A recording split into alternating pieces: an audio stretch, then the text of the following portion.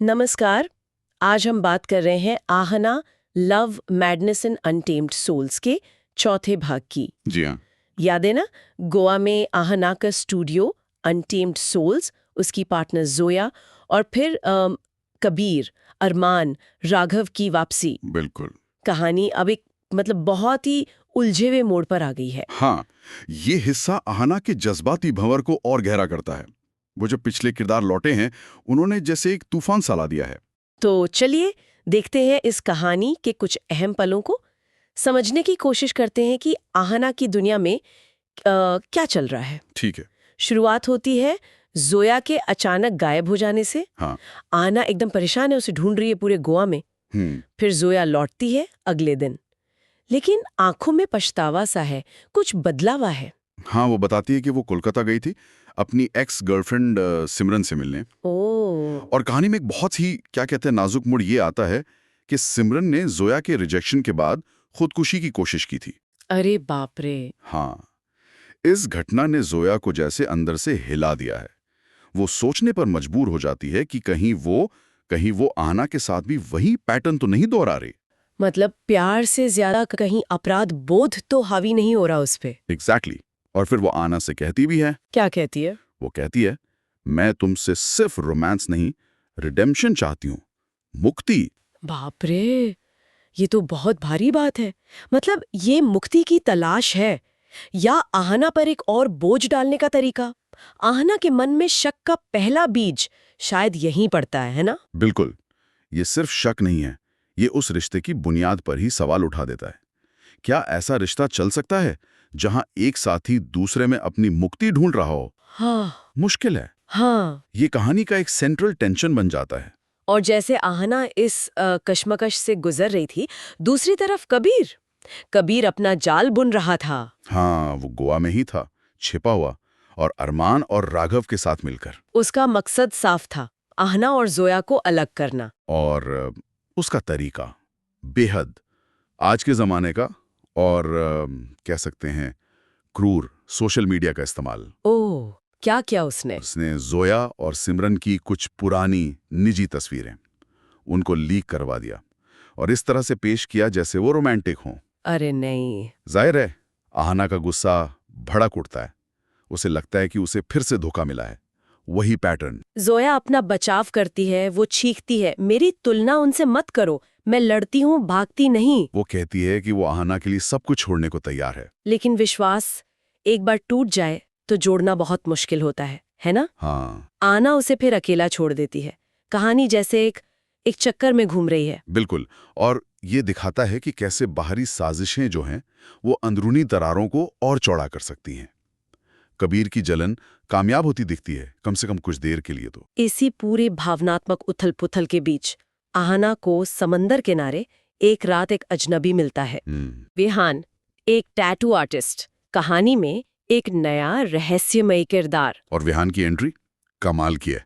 उसकी पहली बात आहना को जैसे चौंका देती है। क्या कहता है वो? वो कहता है, तुम्हारे अंदर 4 लोगों का दर्द है और तुम्हारी स्माइल अब भी जिंदा है। That's sexy. ओह, ये तो अलग है। बहुत अलग।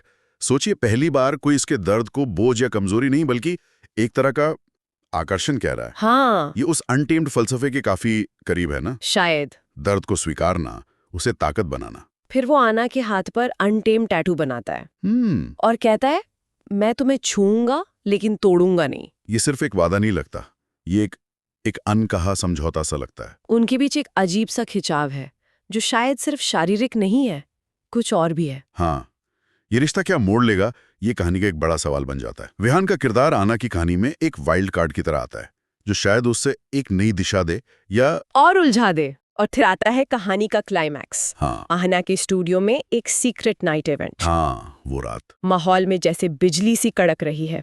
वहां सब मौजूद हैं, टूटी हुई जोया, जलन से भरा कबीर, खामोश राघव, वासना में डूबा अरमान और वो नया तूफान विहान, सब एक जगह। क्या सीन होगा वो। बिल्कुल। और इसी तनाव के बीच आहना स्टेज पर जाती है और अपनी डायरी का एक पन्ना पढ़ती है। ये एक तरह का कबूलनामा है, बहुत ही बोल्ड, बहुत रॉ। हाँ, वो कहती है, मेरे अंदर कभी सिर्फ एक प्यार नहीं रहा, क्योंकि मैं किसी एक इमोशन में बंधी ही नहीं हो सकती। वो मानती है कि उसे जोया के साथ सुरक्षा महसूस होती है, कबीर के साथ जंगलीपन, राघव के साथ रूहानियत, अरमान के साथ पागलपन और विहान के साथ ईमानदारी। बाप रे, ये तो बहुत कॉम्प्लेक्स है। क्या वो ये कह रही है कि वो एक साथ कई लोगों से प्यार कर सकती है, या फिर वो खुद अपनी भावनाओं को समझ नहीं पा रही? शायद दोनों। ये उसकी अनटेम्ड प्रकृति का हिस्सा लगता है, किसी एक परिभाषा, किसी एक रिश्ते में ना बंधना। हाँ, ये समाज के बनाए खांचों को सीधी चुनौती है। और उसका आखिरी वाक्य, पर मैं किसी की भी प्रॉपर्टी नहीं हूं, मैं आहना हूं, ये उसकी आजादी का ऐलान है, एकदम साफ। बिल्कुल, अपनी पहचान, अपनी शर्तें। इसके तुरंत बाद जोया स्टेज पर आती है और वो कहती है, तुम मुझे छोड़ो या रहो, पर मुझे झूठ का मुखाफी हुआ। वो आहना को आखिरी बार चूमती है और चली जाती है। ये जोया का अपना स्टैंड लेना है। वो शायद समझ गई है कि आहना की दुनिया में उससे वो नहीं मिल सकता जो वो चाहती है, या शायद जिस तरह से चाहती है। उसका जाना कहानी में एक और परत जोड़ता है। ये अंत है या एक नई शुरुआत का संकेत, पता नहीं। बिल्कुल। फिर कबीर और अरमान, वो विहान से उलझने की कोशिश करते हैं, शायद अपना दबदबा दिखाने के लिए। हाँ, टिपिकल मेल ईगो क्लैश। पर आहना उन्हें रोक देती है और जाते जाते विहान आहना से कुछ कहता है। क्या? वो कहता है, अराजकता चुनो या शांति चुनो, लेकिन दोबारा दर्द मत चुनना। वाह, ये सलाह है, चेतावनी है, या भविष्य की कोई झलक? शायद तीनों का मिक्सचर। ये आहना को एक चौराहे पे खड़ा कर देता है। तो अब आहना अकेली है। उसके पास स्टूडियो है, हाथ पर एक नया टैटू है, बिखरे हुए रिश्ते हैं, और शायद एक दिल जो अभी भी थोड़ा खुला है। हाँ, कहानी हमें यहीं छोड़ देती है, कई सवालों के साथ। क्या आहना विहान के करीब जाएगी? वो उसके दर्द को समझता लगता है ना? या क्या जोया का जाना वाकई अंत है, या वो और मजबूत होकर लौटेगी, उसका कोई नया स्याह रूप सामने आएगा? और कबीर, उसका जुनून किस हद तक जाएगा? क्या आहना प्यार से पूरी तरह तौबा कर लेगी? ये अनटेम्ड सोल्स का अगला कदम क्या होगा? ये सवाल पाठक के मन में गूंजता रहता है। हाँ, ये कहानी रिश्तों की जटिलता और खुद की पहचान की तलाश का एक बहुत ही कच्चा, अनफिल्टर्ड चिट्ठा पेश करती है। देखते हैं आगे क्या होता है।